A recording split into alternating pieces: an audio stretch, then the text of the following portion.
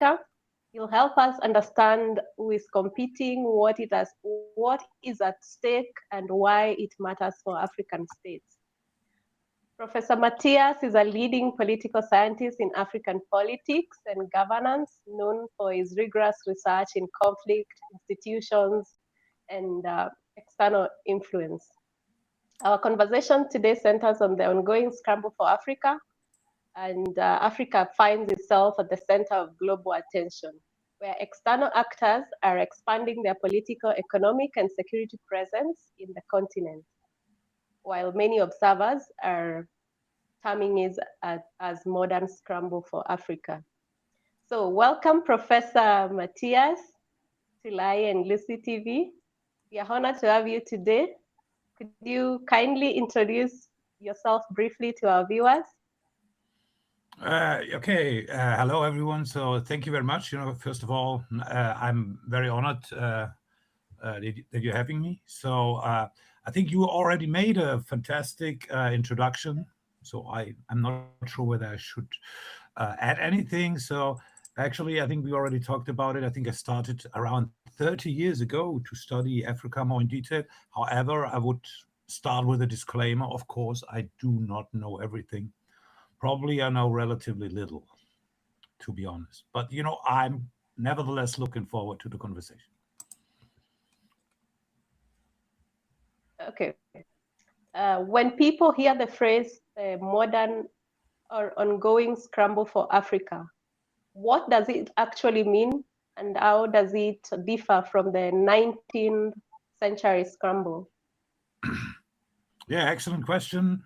I think it's quite different. In the 19th century, it was about European powers, plus I think the Ottomans were also at the table, to kind of partition, Africa among them. So it was also actually meant to avoid conflict between them in a way. So they partitioned Africa among them. And now it's a little bit different because that's actually not the aim. What we see is that we have many actors that increase their influence, as you have already outlined. And that, of course, has a few consequences. Of course, we can't foresee the future, but I think there are some rather good consequences for Africa. We can expect there are some more problematic ones, and there is also a great, rather big risk for Africa coming from this. So I don't know whether I should outline that or whether we should. It will be very good that you outline that. Okay, the good thing is, competition is good for business, and in this case, it's good for African governments or Africans because there are more choices.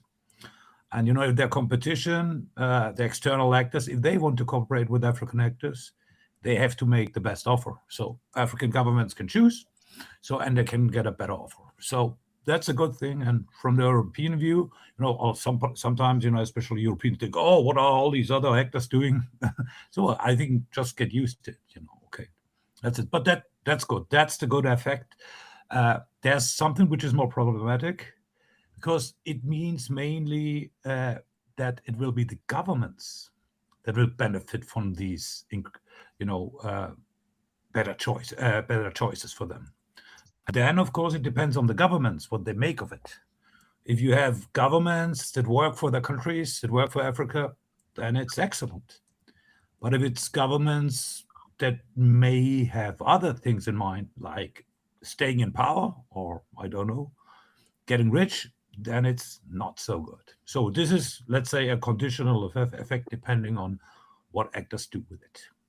So, but, the risk can be that especially for the population, there might be no benefits, or even that the situation like it is, continues. So the third one, and that's I'd say, the most worrisome effect that is possible, that rivalries between the external actors will play out in Africa. So as they will compete with, let's say, with foul play. We had it in the past during the Cold War that, for instance, Mozambique or Angola, the different sides in civil wars were supported by different external actors in the Cold War. Yeah. And that, of course, perpetuated these conflicts and made them more bloody. You have more examples for that. The second thing is we already have something like that going on at the moment. So, almost nobody in the world cares that much about Sudan. Well, we could Yeah. talk about that too, because that's also something Mhm. that requires an explanation. And in Yeah. Sudan, we have different external actors, supporting the different conflict parties. For instance, I'm not a huge expert on this conflict, but what are they called? The Rapid Support Forces. Support forces. Forces. They Mhm. get support from the United Arab Emirates, Mhm. and the what is called the government has been supported, for instance, by Russia or China. Interestingly, Russian actors are kind of interested in both sides, but that's apparently a more complicated story. So, and when both parties get support, that prolongs conflict and makes them more bloody. And I think the main challenge is to, of course, on part of the external actors to refrain from such behavior, but on the part of Africans to avoid this kind of scenario. Yeah. So, No, I was trying. You were talking about Sudan, so that conflict is ongoing on, and then so I just wonder what United Arab Emirates goal in that conflict, for example, and maybe why China and Russia goal to support the government is stay about resources or some other thing or geopolitics. Actually, it's a good question on the United Arab Emirates. The thing is, interestingly, analyzing the situation requires knowledge, or even in-depth knowledge, of all the foreign policies of these countries, and it's actually many countries. It's not just Western countries and Russia and China. It's all these Middle Eastern countries and many more.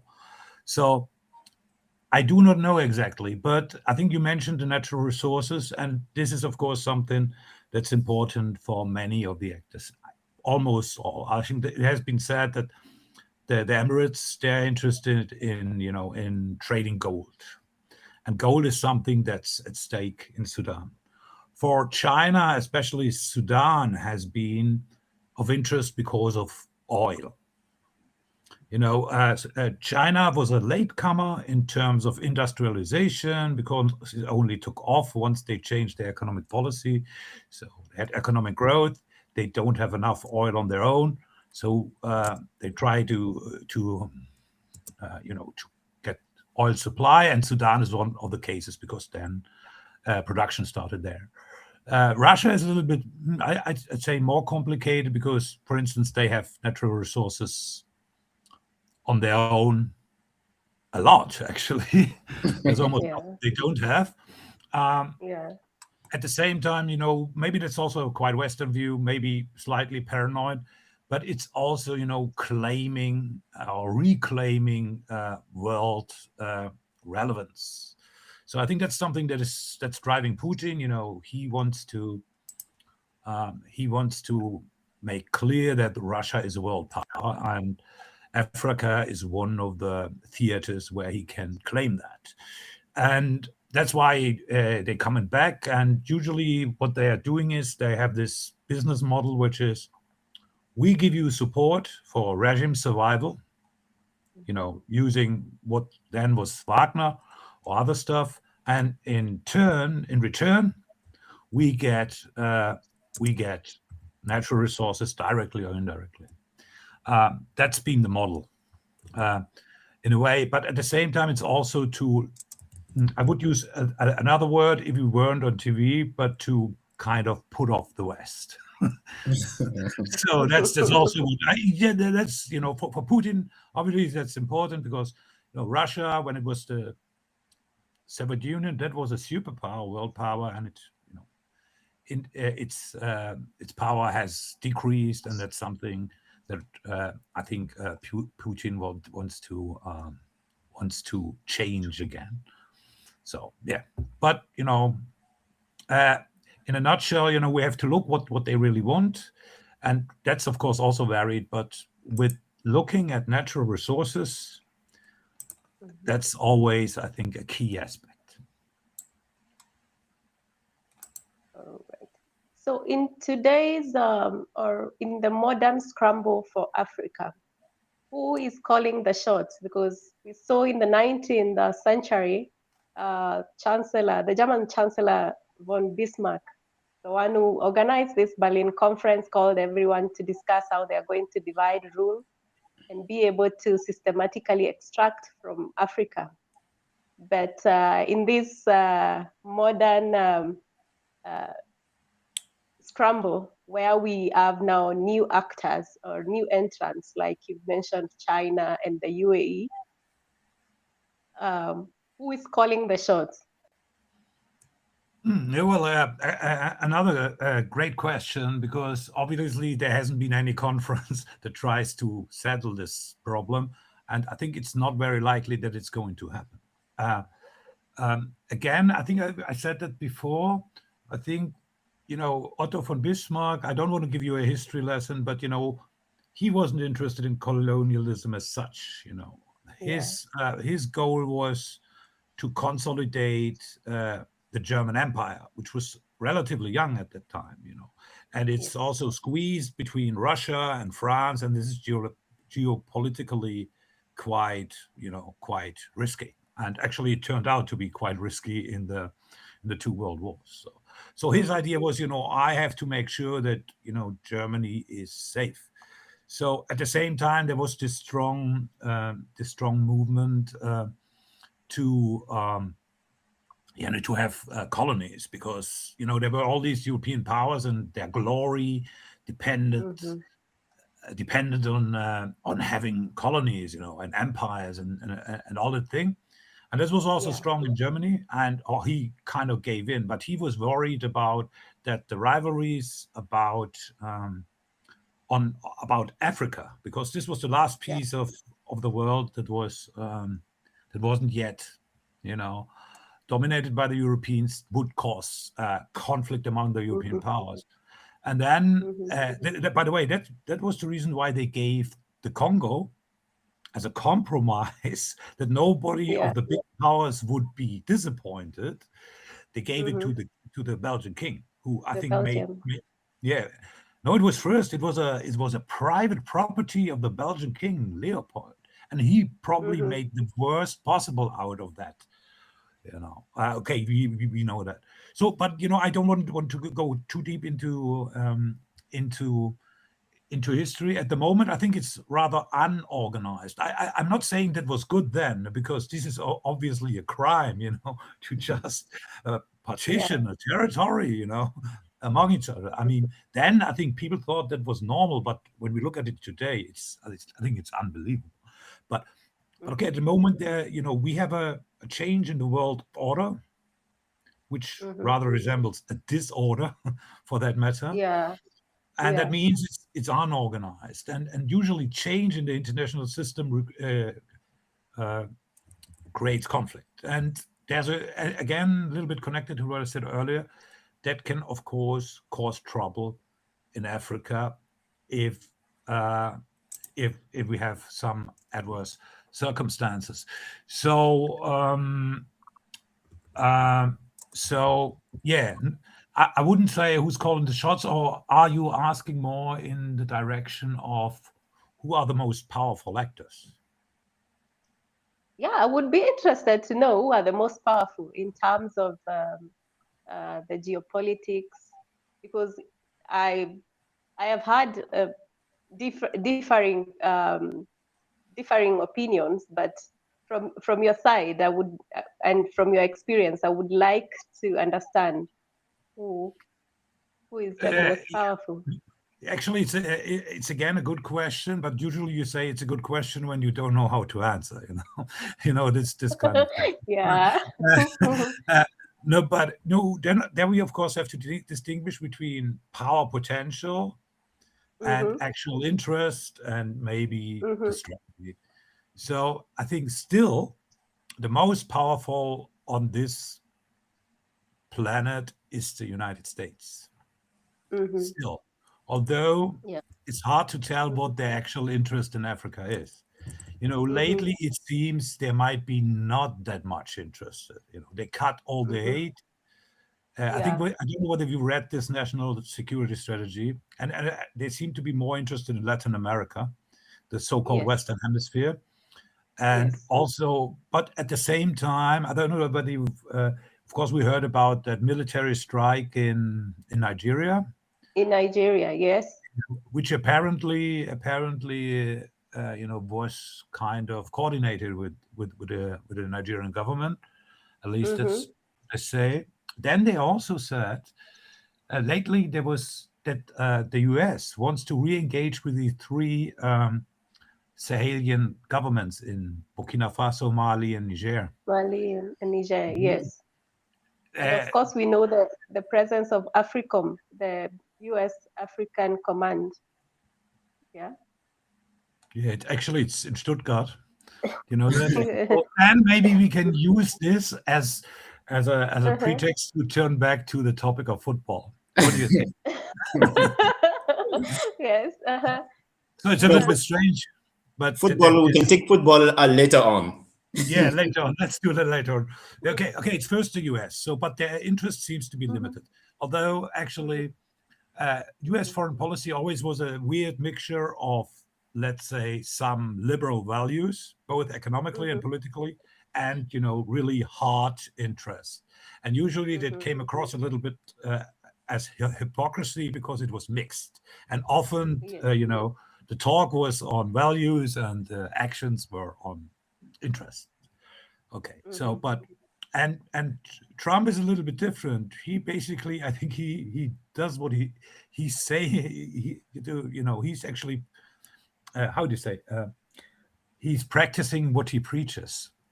Although maybe the content might be it's an open book. Although I'm not a Trumpologist, so I have not completely understood this guy. So, but okay, the US. I think in terms of economic power, number 2 is China. However, they have been militarily, they have been quite hesitant, or they're not doing a lot, although their role has increased. So, and their role is a little bit different. It's a little bit more, okay, look, we work with you. Of course, we have our own interest. We want natural resources because we need them. In return, you get some infrastructure projects, but we don't ask any questions regarding, regarding the political system or anything. So that's actually, and that's maybe also the reason why it's for many African governments has been a quite popular and a quite interesting offer, if you will. So who's third? So I would think that it's not Russia. Although we still have in mind Soviet Union and Russia, but you have to know that the gross domestic product of Russia is as big as Italy.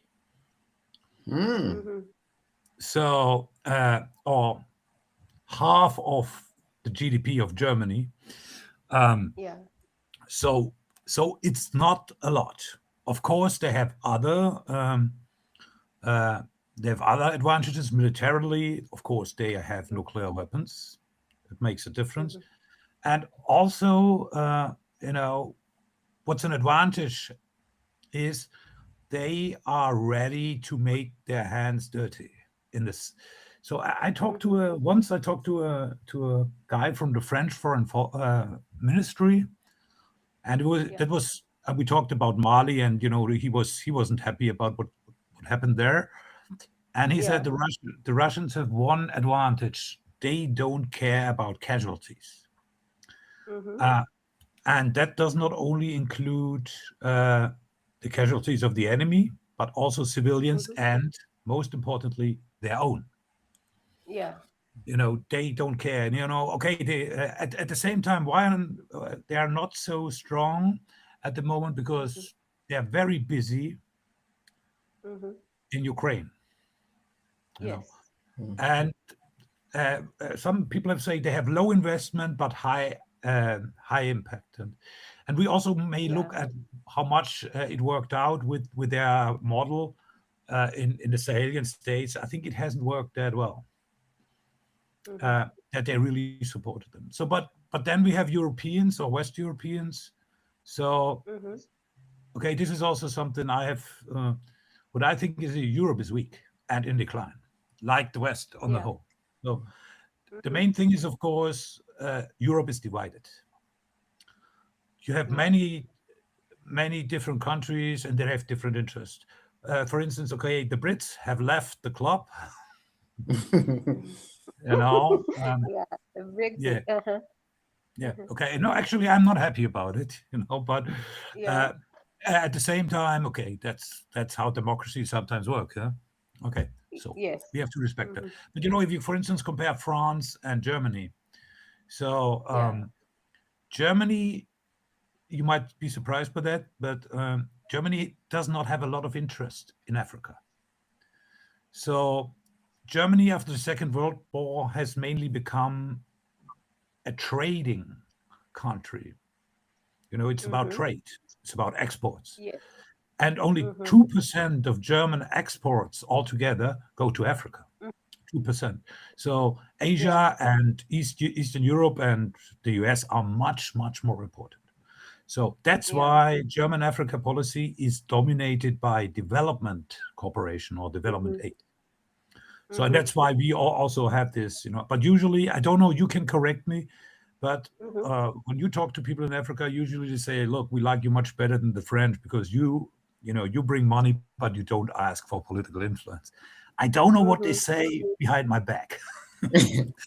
No, but no, actually, it seemed like it is true because in some part of West Africa is like that. So, what has been going on for century, France dominance in West Africa. So some people they don't like it, and that is Yeah, the no, one. absolutely. Yeah. Absolutely. I think there's some truth to it, although again, and Germans, I say that openly, we Germans, we are weird people. So we need some ethnographers coming to us, anthropologists, and studying us more in detail.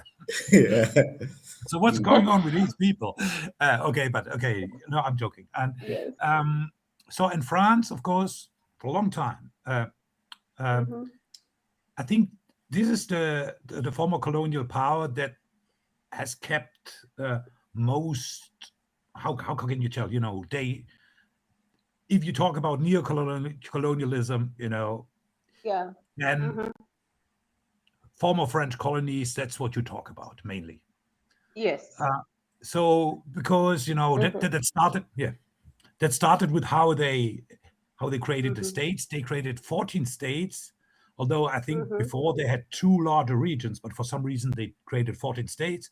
And one of the Yeah. reasons seemed to be that it's easier to control smaller countries. So Mhm. and okay, we can talk about the whole France Afrique thing, that how it was called, and it had also some funny twists Mm. because Omar Bongo, the president of Gabon, Gabon. Of Gabon. yeah, Mhm. because he gave money, I wouldn't say Mhm. bribed, uh, all the French politicians because he gave them money for the Mhm. election campaigns. And in a way, Yeah. it was then Gabon that was calling the shots behind the scenes. So, Mhm. but okay, but okay. And we know in the last years, France actually practically has been thrown out of West Africa. Okay, maybe that's a little Yeah. bit exaggerated, and actually, that's a kind of a But Professor is like much more true in it because these West African countries state they are seeing what the other are doing. If Mhm. one do something, the other one to replicate the same thing. It's the same politic. When we start talking about colonial power, especially France. Yeah. Mm. So, Professor, what about Turkey? We can say Turkey is part of it or not? Of it, you mean of the process? Oh yes, it's Yes. very good. You tell me. I'm, of course, no expert of Turkey foreign policy in general. So, it seems to be, I remember a few years ago, I was in Accra, and there's this huge mosque. So, and usually I get all my knowledge from asking questions to the taxi driver. Yeah, very informative. I will write a methodological article on that, the taxi driver interview. So, and okay, and he said, okay, that's financed by Erdogan. That's what he said. And actually, Turkey, of course, Turkey is one of these countries that has been increasing its influence. But there are also others. We already talked about the Emirates. We have to talk about Saudi Arabia. That also, we have to talk about. I don't know. In some places, Iran is an important actor. We may talk about others. So it's a whole lot of things. But Turkey, I think, is very important, and they also seem to have this idea, to regain lost glory. That's for some reason I find it always a little bit irrational. By the way, also on part of the Europeans, of course, this idea that you need to increase your influence in order to have this prestige and glory. But I think this is, for many foreign policies, this is an important motive. Yeah, Professor, we have been talking about unipolar system, and now people are talking about multipolar system. So what can you see Africa in the multipolar system in terms of power? For example, we have been hearing and reading recently that the United Nations has been very weak. So maybe in the near future, maybe they'll be creating another United Nation, or can we say that the United Nations is not updated? It needs to be updated because no African power are represented in the Security Council. The Security Council is just dominated by 5 countries: France, Britain, Russia, China, and US. Is it time now that new country can come in, like African Union, for example, representing Africa in it? Or what do you think? We would love to to hear from you. No, actually, what I think is Germany needs to be represented. Anything else doesn't matter so much. Okay. I'm joking. No, I'm joking, of course. So maybe 2 things. One thing is actually Germany and Africa have a common interest in reforming the Security Council. Yes. Because Germany is not represented permanently, and so is Africa is also not. I think, and Germany generally, I think, supported, for instance, the idea of having a permanent seat for the African Union. If you would start a competition, say we just have one specific country that will be represented, you will start a competition on which country it will be. South Africans will say, it's of course us. Then you will hear the Nigerians. Yeah,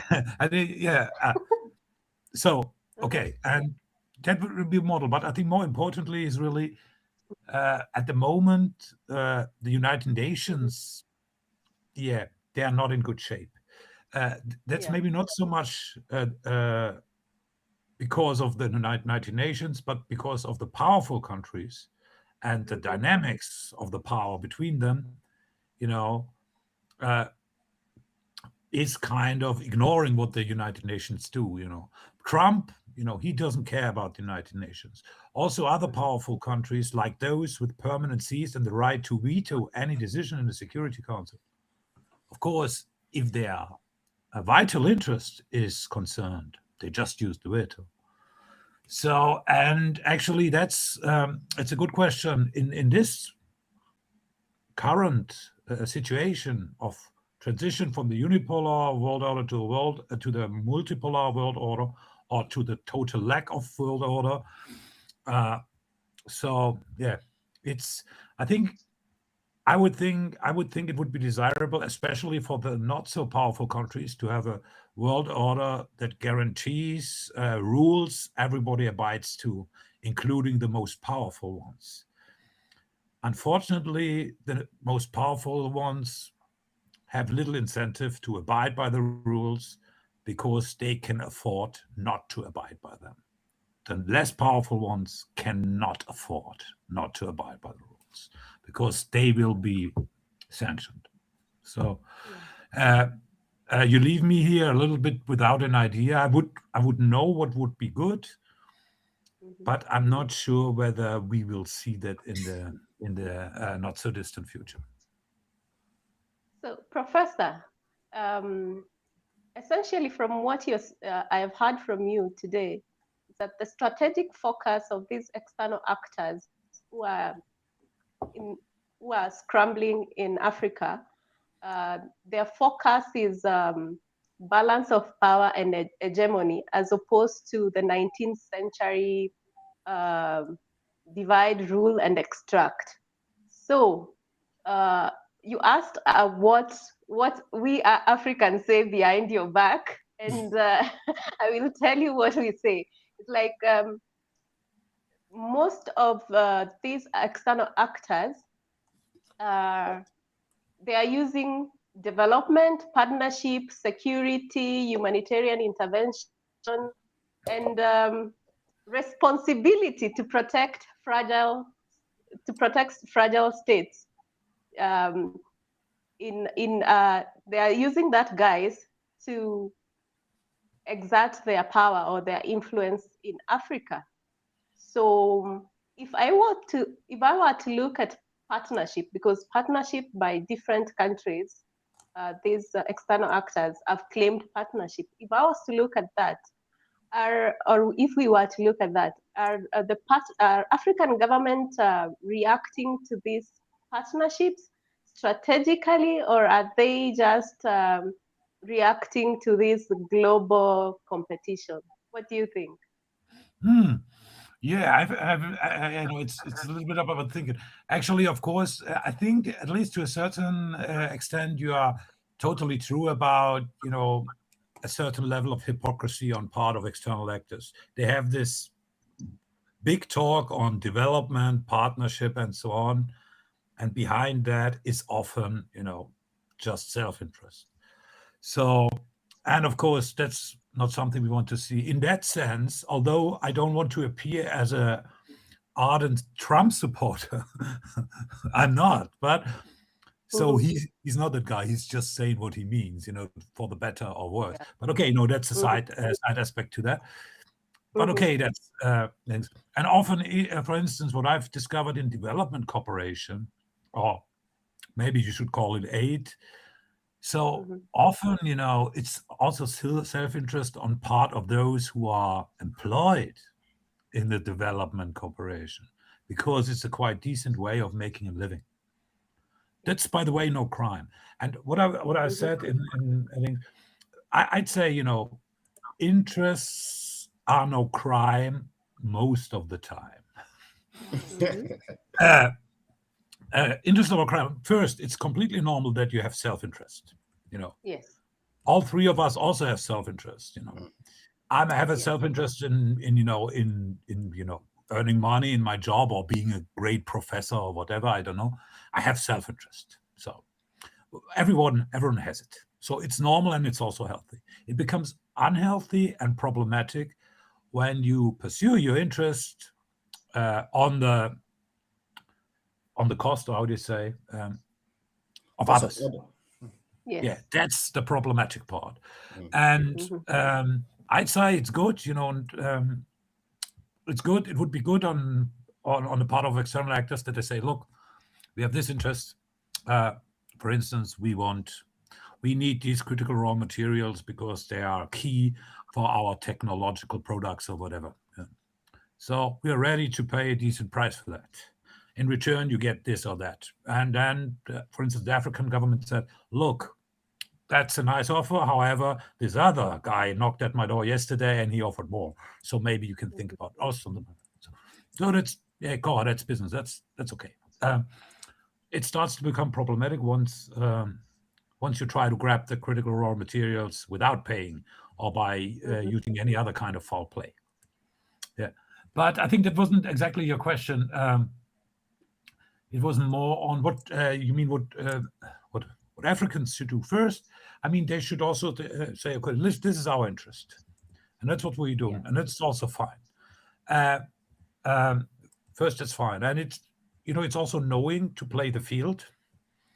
It's also to know what's there beyond natural resources. One thing that works in favor of Africa is you have many countries, and for that matter, for some reason, many countries want a lot of allies worldwide. Yes. And that's, of course, something Africa can use. You've seen that in all these votes in the General Assembly. Yes. And Africa is a big bulk of countries, like 50, because that's what we're interested in. And then I think there's something, okay, African countries should also go beyond being a supplier of raw materials, because that's not the key to development. It can be good for development if you have a lot and manage them well. But the key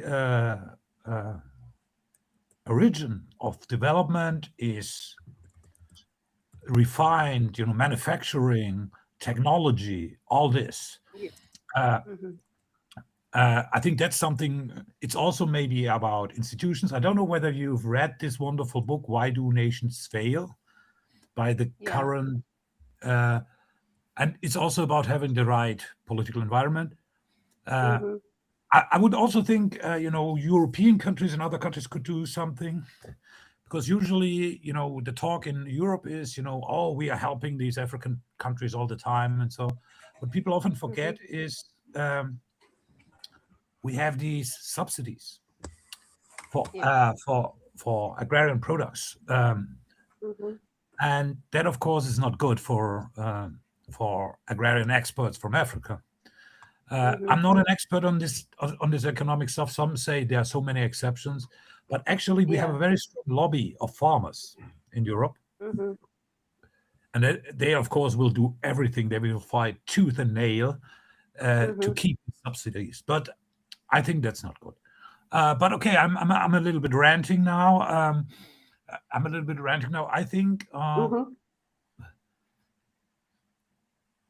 think this, Africa will greatly benefit when it's doing more than just supplying raw materials. Yeah, definitely. I agree with you, and I am wondering whether our leaders, our African leaders, have the agency or are able to set the terms, because I believe they are aware that they can pull strings, but so far I don't know what happens behind those agreements and accords which these external actors, these powerful external actors, I would say, so to speak, impose on African nations. So I'm left wondering whether they are able to set the terms, or is there anything else which is impeding them from setting the terms? Yeah, well, it always depends on, it's a little bit maybe so, but I'm thinking loud. It's a little bit of negotiation situation, and who has the better position. I think to a certain extent, at the moment, Africans have a favorable position because of the competition between the external actors. Yes. Although you never know, it could be also that, what happened in the past. There's a reason why many African countries did not benefit as much as possible from their natural resource wealth. This is because they accepted unfavorable deals. Yes. You have a counter example, and that actually very much shows that it would have been possible otherwise. This is Botswana. Yes. They have natural resources, diamonds. Their wealth is built on diamonds, but they managed a good deal with De Beers, this diamond giant from South Africa, 50-50 or something. So that's one. We can of course only speculate whether there were some under the table payments for other governments that made them accept that, or there was other things. But I think I think at the same time, that's something I've been thinking a lot. Is one problem with political science is that we only know so much. And there are many things going on behind the scenes we don't know anything about. So actually, we don't have the protocols of cabinet meetings or of negotiations, what they really said. Of course, there's always a risk that we start to speculate about wild conspiracies, and that can, of course, make us look a little bit weird if we say, because we just don't know. But actually, So, but generally, I think from the changing conditions at the moment, there are certain opportunities for African governments. Of course, it also depends on how well the cards are played. And there's also, we have the same situation at our institute at the moment. Our former president left a while ago, and in Germany it takes forever until the leader is replaced in the institute. And I'm kind of waiting for redemption for the new, how do you call it, the new leader who will solve all problems, And how do you say this? How do you say that? There's a religious term for that. Savior? Savior? I don't know. So I guess your English is much better than mine. So, okay, you're waiting for somebody a person who resolves all problems. So, redeems you. A redeemer redeems or a you. savior. Yeah. That's why you always. I'm interested. I studied a little bit your military coups, and you often have the National Redemption Council or what's something. That's how they call it. So and that's also a little bit problematic because usually it's not just one person that solves all problems. It's more than that. So, but at the same time, I think this is very important to say. Of course, I do not know perfectly what's best for Africa. So. I think as African, we just need to sit down and reflect and think about our own interests, because every countries are talking about their interests first before they can help you. So, Professor, I have another question here. We see when decolonization happened, most African countries were very new that they will start governing themselves. Most of them, they was not having enough intellectual to rule themselves. So that itself lead to military coup, or ethnic tension also lead also to military coup and failed state. So I just wondering, is liberal democratic value is something that Africa need to redefine and then shape it in a way that that can be very good to them, or they have to follow the European way of democratization, for example? Well, that's another good question. So actually, there's a big debate on that. So some people say, okay, this liberal democracy model, that's not useful in the African context. Others say, look, it can be adapted and has been adapted everywhere. So then to say they have this idea of the authoritarian developmental state, like Singapore, some of the Asian countries, maybe, but only maybe, Rwanda could be an example for that. However, most African authoritarian countries were anything than like that. We have to keep that in mind. So, one thing I say first, of course, having democracy doesn't mean you have development, because at the end of the day, you also need a good government, and elections do not guarantee a good government.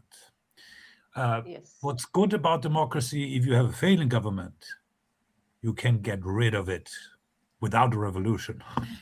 And actually, that comes in handy, because otherwise you might not get rid of them, or you have to shed a lot of blood. So that's good. But okay. So the other thing is democracy. Is it a fit for Africa? So first, I think also in Europe or Western countries, you have different models. The British model is not the same as the French model. The French model is not the same as the German model, and the German model is not the same as the Swiss. American, or whatever. So, and usually what you can and actually maybe should do is, adapt the institutions to the needs of your country. What fits with the challenges, but also with the traditions. And that has happened in all these countries I've mentioned, including Switzerland, of course. Or look around what works best or has similar situation.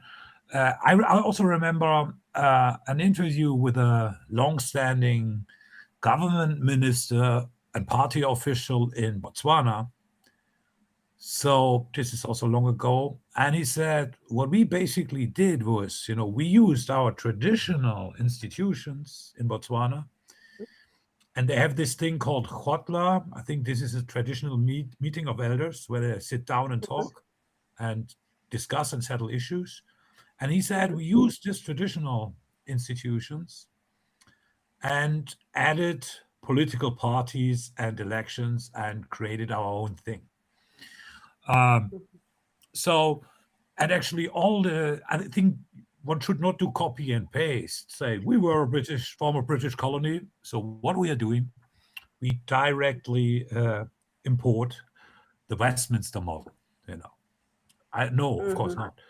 So, and actually, with regard to Kenya, I think there has been a lot going on with regard, creating some institutions that might fit better.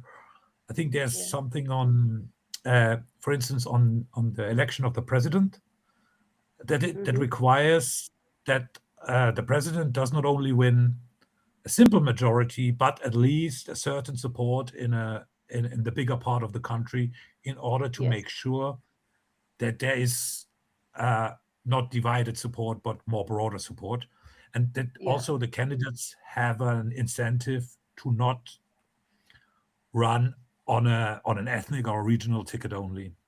This is maybe an example. So at the end, I also think that, of course, external actors should not impose any kind of political systems on Africans. They have to decide on that on their own. I did a little bit research on political institutions, and that's why I know a little bit the Kenyan case, but also Nigeria, for instance. Actually, they have done a lot in order to create institutions that better fit their needs. At the beginning, they had 3 regions. They had this federalism of 3 regions, but that was actually problematic because it made the rivalry between the regions very salient. And they had this terrible civil war then, 1967 to 1970. And that's why. Yeah, exactly.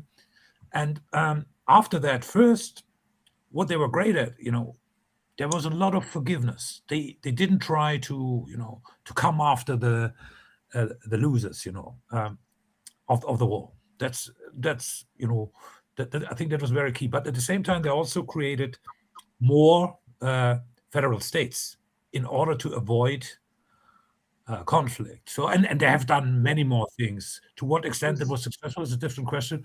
But I think each country should adapt. We also must be aware of the fact that some people criticize democracy as an import, but not because it's an import, but because they want to rule themselves without being challenged at the ballot box. So I would also be a little bit, at least with some guys, I would be a little bit skeptical. But at the same time, look, how long did it take in Germany or other European countries to do over like that? So I believe the best thing is, not to impose anything. And maybe, of course, you can discuss, you can look at successful or unsuccessful cases, but it's something to figure out themselves. But generally, I still believe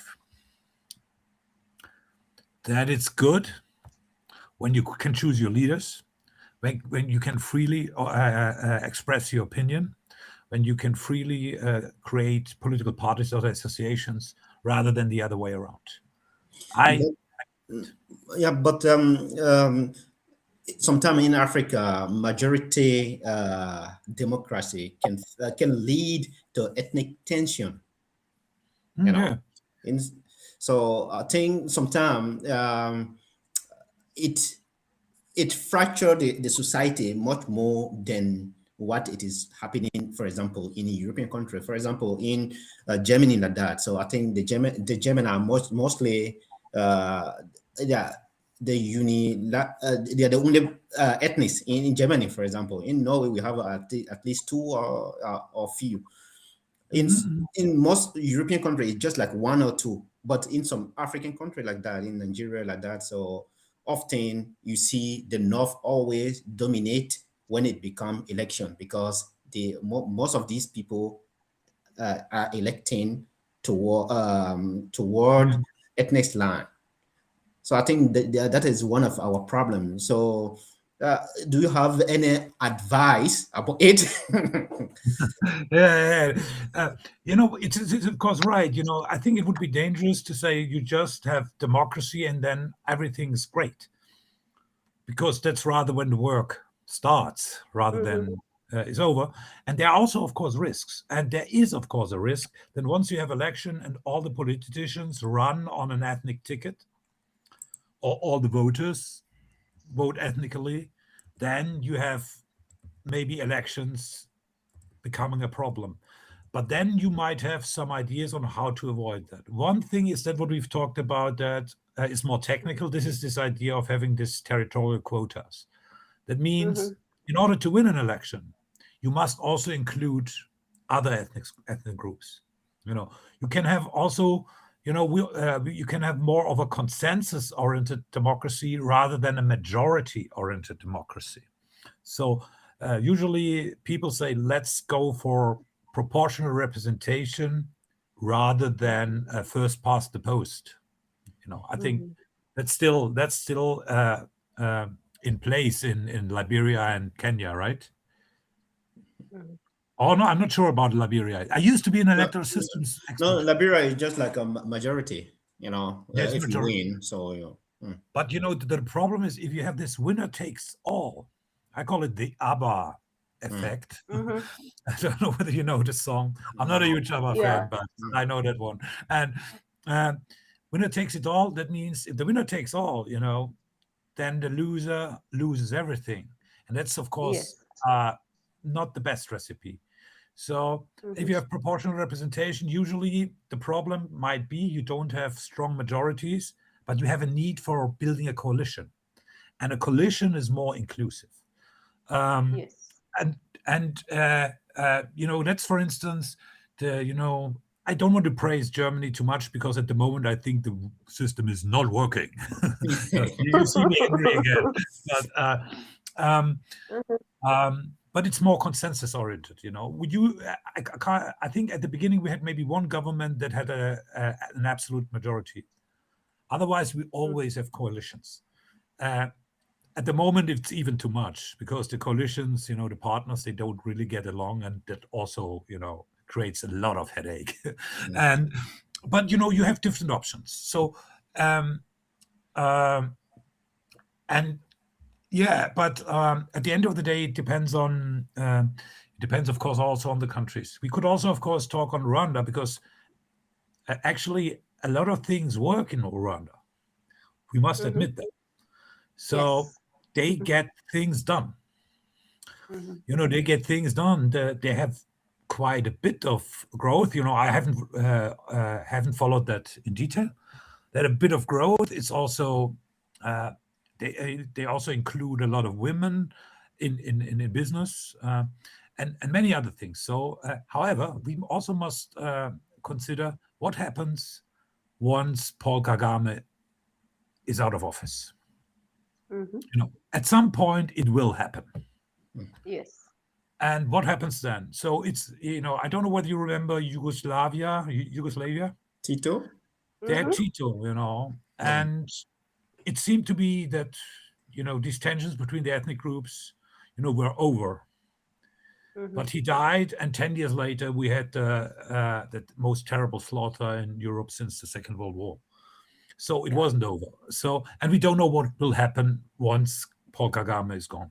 So we don't know that. We have maybe also, you can also look to Asia. You can look to countries like Taiwan and South Korea. They Mhm. started as rather military dictatorships and started their development then, and then gradually became more democratic. I don't know whether this is also a model that may work. But yeah, um, yeah, it's. So I would, okay, I'm a little bit biased in favor of democracy, and Mhm. we should also consider, that it's about if you dislike colonialism for a good reason because it's people telling others what they have to do, Mhm. then you also must question authoritarian government because that's on a more abstract level the same thing just within a country. So, and Does that, generally, sorry, Professor, does that also mean that you should question the the liberal democratic system? Because I am biased negatively towards the democratic system because I believe they were imposed on Africans. And as Lai said, that during that time that most African countries were gaining independence, Mhm. they, so to speak, inherited the authoritarianism of the colonial master. Uh, and you found most governments working under the vestiges of the colonial master. And you find also that the colonial master mostly influencing the politics and also the economies of these colonial governments to date. Like you find uh, the British uh, funding or pulling some strings on who is their favorite in terms of the presidential candidate in Kenya, French proposing who should be the ideal leader of some West African country. So yes, we inherited that authoritarianism of the colonial master, and democracy was written by the pen of the colonial master. So we didn't get a time to, as Africans, to write or to propose what we wanted. And I think it works for Rwanda because, Yeah. unfortunately, after the war, they had a time to introspect and think about themselves Well, and probably fashion something which is homegrown. I think that is why it's working. But then the question comes, what happens after the exit yeah. of the current president? So that's what we are all preoccupied about. So Yeah, I yeah. also wonder, sorry, go on. Go on, No, no, no, Professor. it's fine, it's fine, it's fine. No, I've talked a lot, so I should not, I should not do that. So, no, no, no, no, actually, it's not like, I do not know what's best. So, no, and actually, as Mhm, somebody who has studied institutions, including democracy and other and more technical elements of it, so I yeah. know that often people also uh, overestimate the role of the institutional setup. They think they just need to have the perfect system and then Mhm, everything works out itself. And of course, it doesn't, because at the end of the day, it's mhm. about people. Yes. You know, the best system doesn't work with not so good people. So so that's why it's not only about institutions; it's also about the people in the institutions. Mhm, That's the first thing. Um, Second, I fully agree that that the African nations they should develop their own thing, and I can also understand the skepticism toward the European style institutions because they are kind of, can I say so, contaminated with a flavor, the smell, the stench of colonialism. Yeah. Mm. At the same yeah, totally time, right. Mhm. at the same time, do Africans not want to have a say who rules them? Or do you We want do you do. want do you want your countries to be ruled by some dictator who doesn't give a give a thing about what the people want? Do you Uh, want I, that? mm. No, I think is a lot of things need to be do in Africa. So we just need to sit down and think what we really want. Yeah, and then everybody need to be represented when we are talking about it, because if few people rule, so we will have dictatorship, and also we can also have dictatorship when majority rule. So the best solution would be we study from different angle of the globe and then sit down and develop what is necessary, what is best for each society. For example, the democracy system in Liberia or election system in Liberia must not be the same in Nigeria, for example, because they have two different way and two different model. So, Professor, it's almost 1 hour now, so Yes, the talk is so good. We should be winding up. And as we wind up, I will ask you to project the future, Professor, based on your research and looking forward 10 or 20 years to come. Do you think Africa may emerge stronger in this global competition, which we are calling the scramble for Africa, the modern scramble for Africa, or will it be more fragmented by the power exerted by these external actors? Mhm. So, okay, thank you. First of all, I have to tell you, this morning my crystal ball broke. Mm-hmm.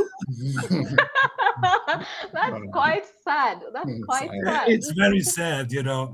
it's very sad, and it directly fell on my dog that Oh la died la. because of it. No, okay, no, what I'm telling you. So that's I should be serious. Now, Mhm. what I meant by this little joke with a crystal Mhm. ball is, it's of course Yeah. difficult to predict the future, and I do not Yes. possess these cognitive powers to foresee the future. Mhm. I do not. Mhm. Uh, we've talked about some favorable conditions. We talked about some risks, and I'm Yes. an optimist also because if you have a Mhm. closer look, many things in Africa also have improved, despite Yes. the constant negative talk on Africa. So the Yes. numbers are clear on that. So, however, Mhm. of course, we say progress is a snail. You know, it's not fast but steady. um, and I remain an optimist. Part on that, and I am confident that in the long run things will turn out much better for Africa. Okay. Final word, question, Lai? No, I don't have a question. I just hoping and asking Professor if near future we ask him again. Yeah. Oh, no. I don't know whether you noticed it, but I enjoyed it. I hope Yeah. I didn't say too much stupid stuff. No. Yes, but no, I enjoyed it, and I would be delighted to talk again. So you can also actually, I very much enjoy when people push against what I say. So I like that actually. I enjoy a good, and it's also good for actually advancing knowledge, because if your views are challenged, you either find better arguments for your views, or, which is outrageous, you change your mind. Which is, I think, called learning. So, and of course, you also have to reflect on your own biases, and of course, I have them. So, and it's true. So, no, this was great. So, yeah, I liked it. So, and sorry for being too emotional about football. So No, that's we like it. We like it. We are all fans of football. Hopefully, Stuttgart will win Bundesliga soon. Yeah. We need to say, I wish your words in God's ear. Amen. Yeah. Okay. So, to wind up, I believe that the active non-alignment of Africa, based on these very many suitors we have from these powers who are scrambling in Africa, if we use this properly, this active non-alignment, and be able to strategically push forward our interests, we will be able to gain in this scramble, and it will act positively in Africans' favor.